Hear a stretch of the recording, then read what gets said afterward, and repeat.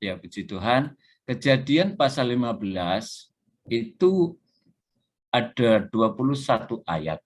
Dalam Kejadian 15 ini perikopnya tentang perjanjian Allah dengan Abraham. Nah, sekarang kita akan melihat tentang kata perjanjian. Kata perjanjian itu menjadi kata kunci di dalam pembahasan kita pada malam hari ini, ya. Atau di dalam istilah teologi, perjanjian itu disebut sebagai covenant. Yang menjadi pertanyaan kita adalah, kenapa ya Allah itu kok repot-repot membuat perjanjian? Dan kenapa yang dipilih itu kok Abraham? Ya, kita tahu Abraham punya 2 saudara, ya. Tetapi kenapa yang dipilih kok Abraham?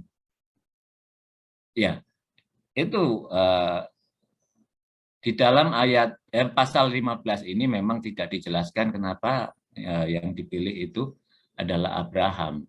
Sehingga Allah berkenan untuk membuat suatu perjanjian, berkenan memilih Abraham untuk dia mau mengadakan perjanjian. Ya. Perjanjian itu lebih bersifat kesepakatan antara kedua belah pihak yang mengadakan perjanjian. Jadi kalau saya janji kepada Kak Harman misalkan, ya, Kak Harman, hari Selasa besok saya akan datang ke tempat Kak Harman.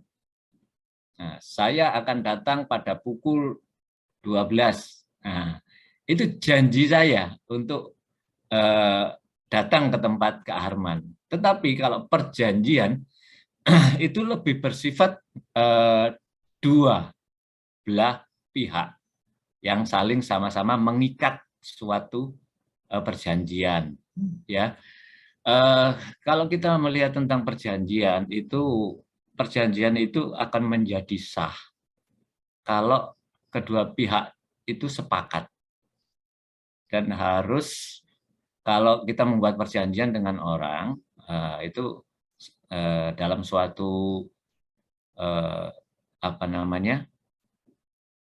catatan perjanjian, maka perjanjian itu akan dikuatkan atau disahkan dengan yang namanya meterai. Artinya tidak boleh dilanggar.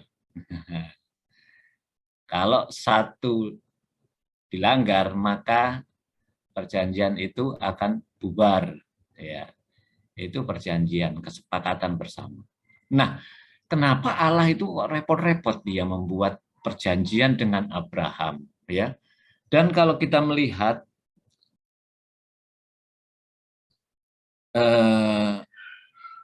perjanjian antara Allah dengan Abraham ini suatu perjanjian yang dari pihak Allah yang mengambil inisiatif. Dan apa nanti yang akan dituntut oleh Abraham, bahwa apa yang harus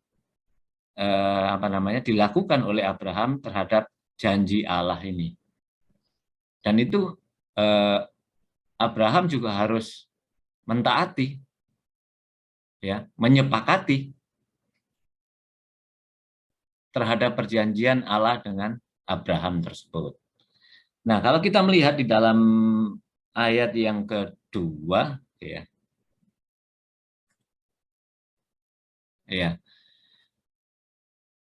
kita melihat dalam ayat yang kedua, kalau boleh saya share yang ini, ya. Nah, ayat yang pertama dulu, kemudian datanglah firman Tuhan kepada Abraham dalam suatu penglihatan, jangan takut Abraham, akulah perisaimu, upahmu akan sangat besar. Ayat yang kedua, Abraham menjawab, ya Tuhan Allah, apakah yang akan engkau berikan kepadaku? Apakah yang akan engkau berikan kepadaku?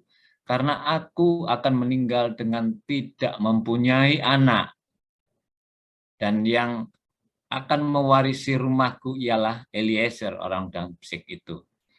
Nah, kalau Abraham dalam ayat yang kedua ini dia mengatakan kepada Allah, aku ini tidak punya anak. Nah, mungkin di dalam pasal-pasal yang sebelumnya itu sudah dijelaskan bahwa Allah mengatakan bahwa engkau akan mempunyai keturunan, engkau akan mempunyai anak, ya. Tapi ayat yang 2 dan 3 ini Abraham merasakan, benar nggak sih? Aku ini sudah tua loh. Gitu. Ayat yang ketiga lagi, dia menegaskan, engkau tidak memberikan kepadaku keturunan, sehingga seorang hambaku nanti yang akan menjadi ahli warisku. Ya, Bapak Ibu Saudara yang terkasih, ini kita melihat bahwa perjanjian Allah dengan Abraham itu tentang keturunan. Ya, kalau kita nanti perhatikan dalam ayat pasal yang ke-15 ini ada 2 janji Allah terhadap Abraham itu. Yang pertama tentang keturunan, ya, atau ahli waris. Yang kedua tentang teritorial yang akan diberikan Allah kepada Abraham. Ya, itu adalah janji juga Allah kepada Abraham. Luar biasa. Nah, nanti kita melihat ayat yang keempat dan yang kelima ini Tuhan langsung dia memberikan jawaban atas kekhawatiran Abraham tersebut. Ya, langsung diteguhkan. Orang ini tidak akan menjadi ahli warismu, melainkan anak kandungmu. Dialah yang akan menjadi ahli warismu. Nah, ini firman Tuhan kepada Abraham. Sorry ya, belum Abraham ya ini ya, tapi masih Abram ya. Lalu Tuhan membawa Abram keluar serta berfirman, coba lihat ke langit, hitunglah bintang-bintang. Jika engkau dapat menghitungnya, maka firmannya kepadanya, demikianlah banyaknya nanti keturunanmu. Nah, saat Abram dia bingung, dia menantikan, katanya aku memiliki keturunan, tapi kok sampai usia yang ke-75 tidak punya keturunan. Ya kalau kita membayangkan orang usia 75 tahun itu tidak punya keturunan itu, aduh, ya sudah tua, tidak mungkin ada bisa melahirkan keturunan, mempunyai anak, benar enggak gitu. Istrinya juga sudah tua tentu ya. Nah, kita akan melihat lagi di mana Tuhan sudah teguhkan dia. Nah, kemudian, ya ini belum ya.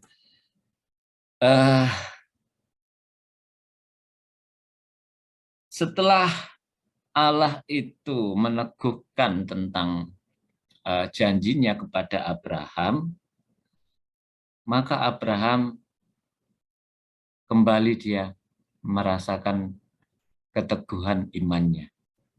Ya, Abram percaya, ya. Maka Tuhan memperhitungkan kepercayaan Abram itu sebagai kebenaran. Ya, kebenaran. Yuk kita melihat lagi di dalam ayat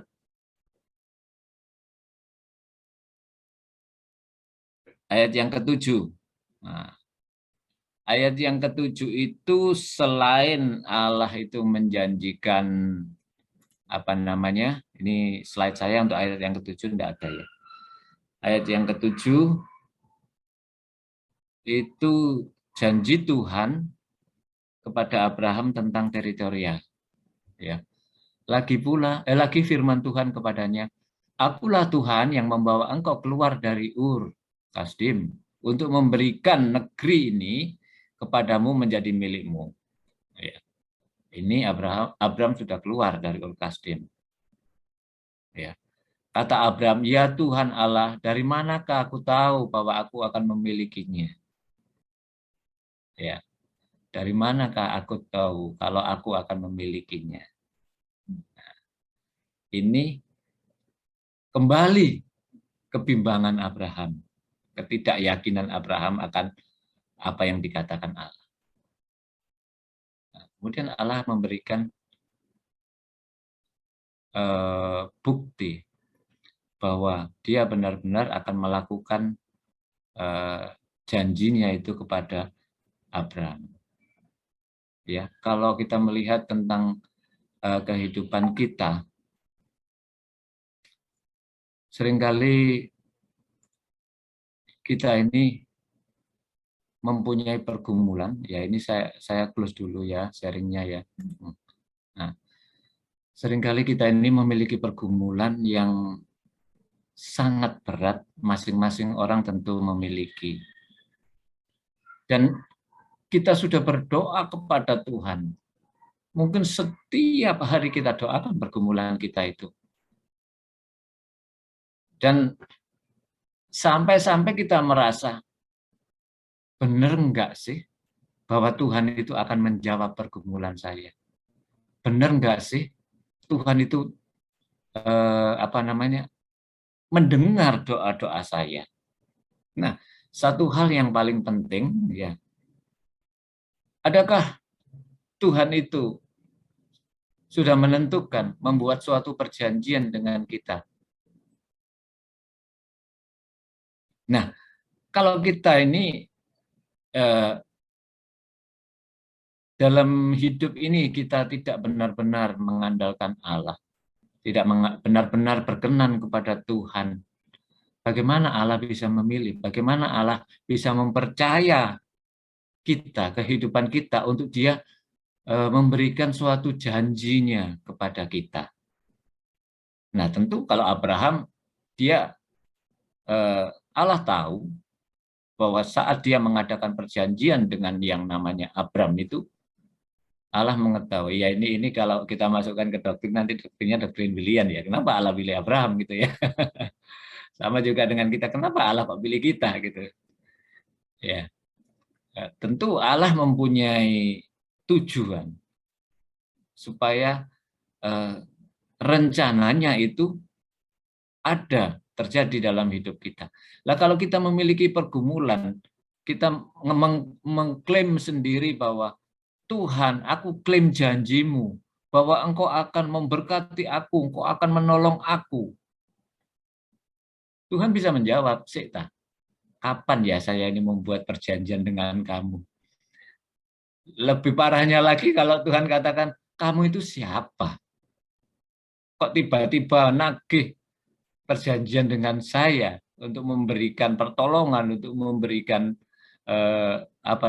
berkat atau memberikan jalan keluar atas segala masalahmu. Kamu ini siapa? Nah, kalau Allah tidak mengenal seperti itu, wah cilaka kita ya. Tapi puji Tuhan, seperti Abraham, bahwa Allah mengerti bahwa apa yang dikatakan oleh Allah, maka Abraham akan mempercayainya. Demikian juga kita, saat Tuhan sudah menyatakan kehidupannya kepada manusia, kepada kita, bahwa dia sudah melakukan penebusan, dia sudah melakukan pembebasan kita dari dosa, maka suatu janji Allah boleh dinyatakan. Nah, kalau kita juga tidak percaya akan janji Allah kepada kita, bagaimana karya-karya Allah itu bisa terjadi dalam hidup kita? Suatu iman yang besar, suatu keyakinan kita terhadap Allah kita, bahwa kita ini tidak mampu apa-apa kalau tanpa Tuhan. Maka di situ ketergantungan kita terhadap Tuhan. Tuhan tahu, Tuhan memilih, dan Tuhan menentukan suatu perjanjian dengan kita. Saya share kembali, kita akan lihat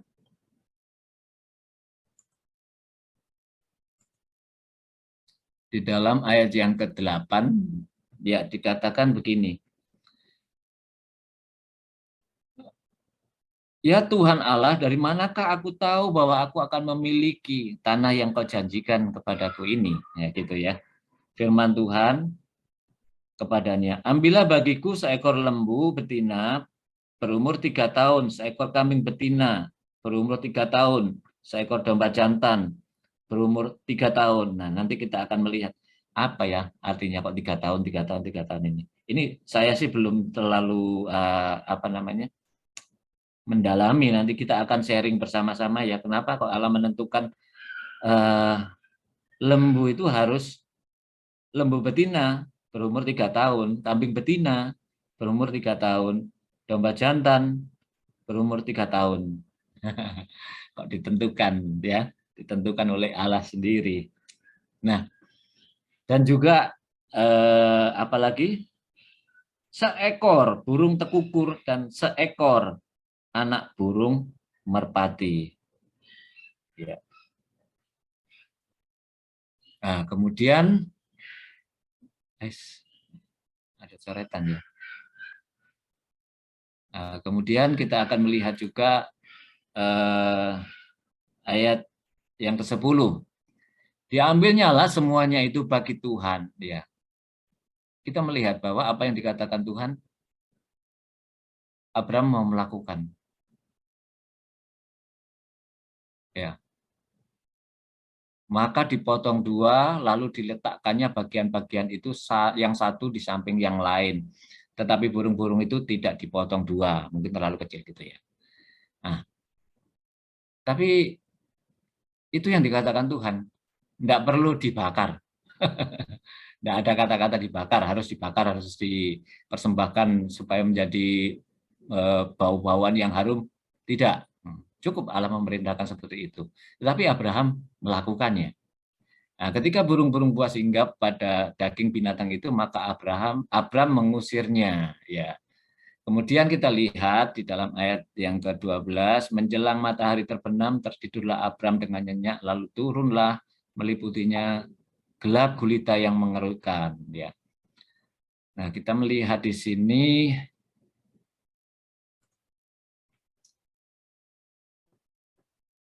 saat Tuhan sudah memerintahkan apa yang harus dilakukan Abraham nggak ngerti maksudnya. Kenapa sih Tuhan itu minta seperti ini, seperti itu. Tapi satu hal yang dilakukan adalah apa yang dikatakan Tuhan, dia taat untuk melakukannya. Ya. Di sini bahwa tindakan yang penting dalam ritual sebuah perjanjian terhadap hewan tersebut adalah dipotong, ya, memotong. Abraham memotong menjadi dua dan meletakkan kedua bagian itu secara berhadapan-hadapan, ya. Dan kita akan melihat kembali tentang setelah itu Abraham tidur nyenyak. Nah, ada dua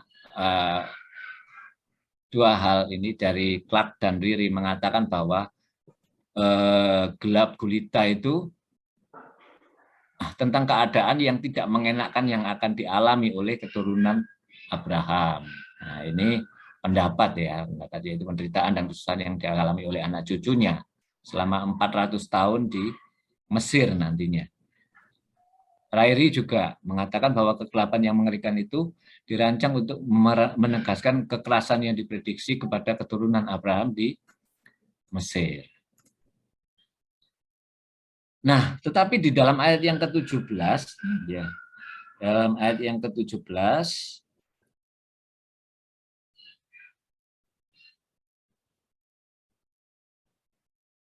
di dalam ayat yang sebelumnya dulu, itu dalam ayat yang ke-13, slide saya tidak ada, slide yang ke-13 itu kembali kita lihat di Alkitab ini aja. Ketahuilah dengan sesungguhnya bahwa keturunanmu akan menjadi orang asing dalam suatu negeri ini sampai dengan ayat yang ke-14. Ya.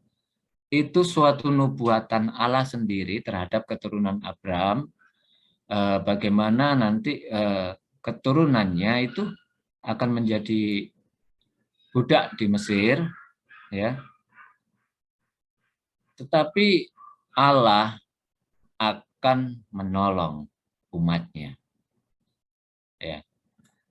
Bagaimana Allah menolong?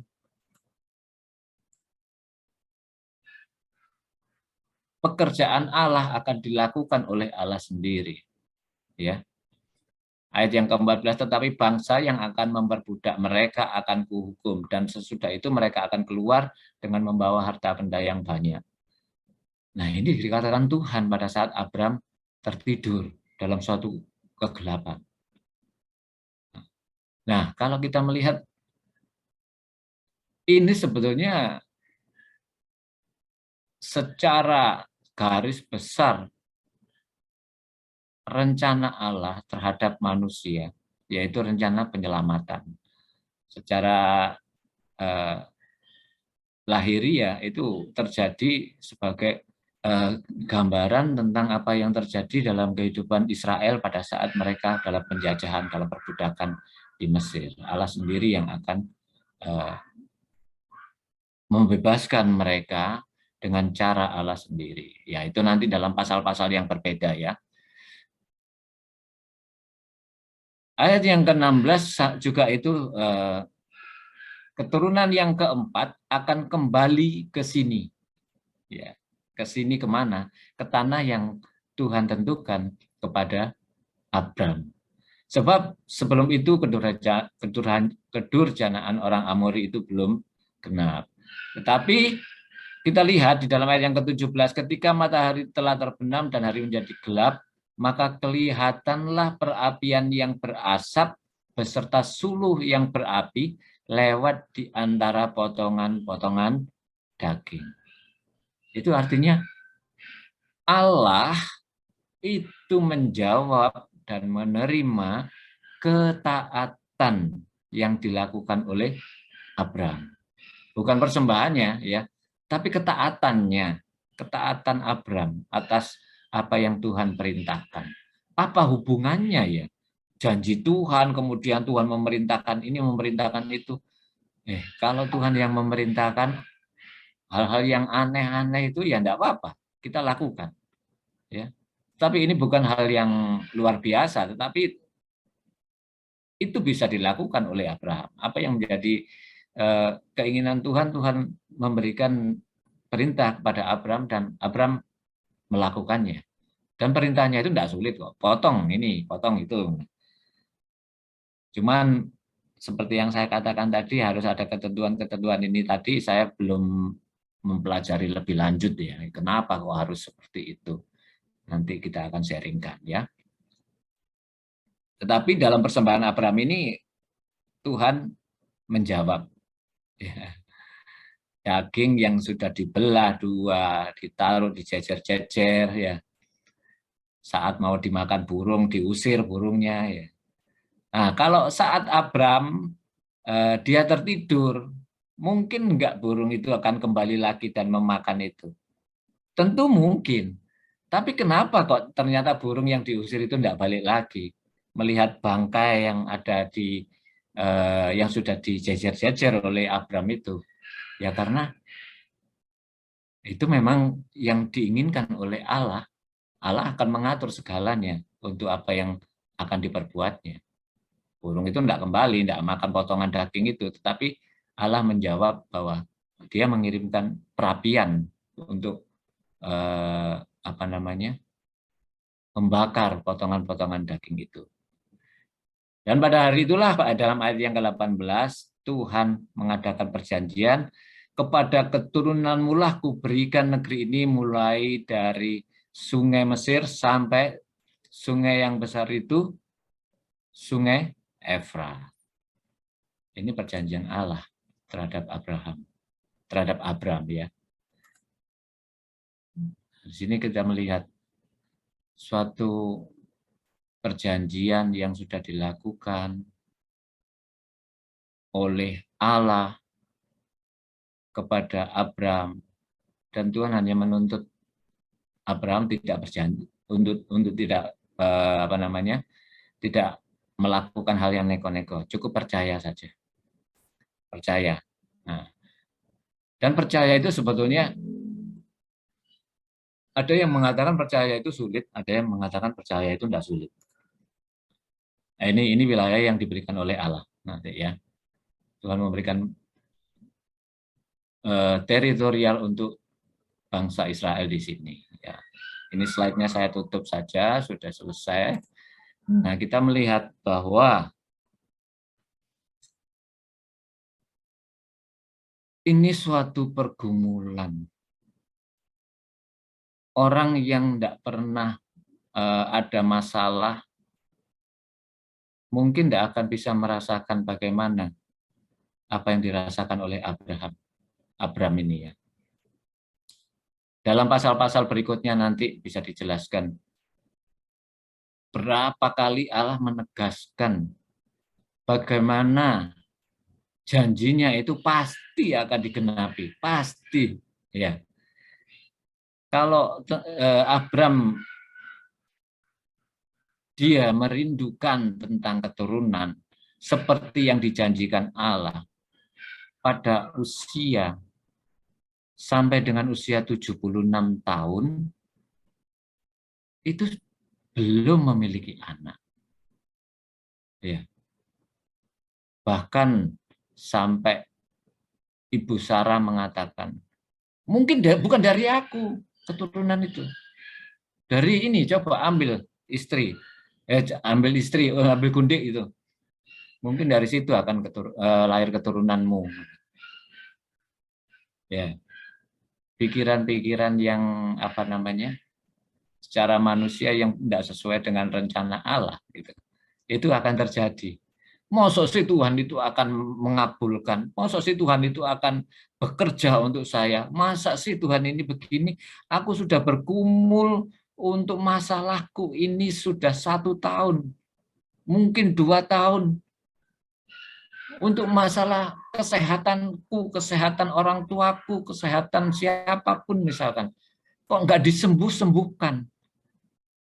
Ya Bapak Ibu ada kesaksian ya, teman saya gembala sidang di Madiun itu 7 tahun baru memiliki anak. Terus anaknya ini luar biasa kritis, masih kecil dia. Terus mamanya sakit, mamanya ini sakit kanker. Terus semua mendoakan. Anak ini sangat kritis. Dia berkata kepada papanya, "Pak, Tuhan itu ada enggak sih?"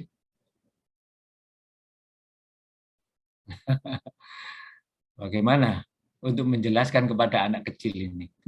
Belum sekolah anak ini, tapi kritis sekali. Ada enggak sih? Kalau ada, kenapa kita ini sudah berdoa berkali-kali teriak-teriak untuk menyembuhkan mama, kok mama enggak disembuhkan? Berdoa, siapapun mendoakan, kok mama akhirnya dipanggil Tuhan? Nah, bagaimana kita harus menjelaskan?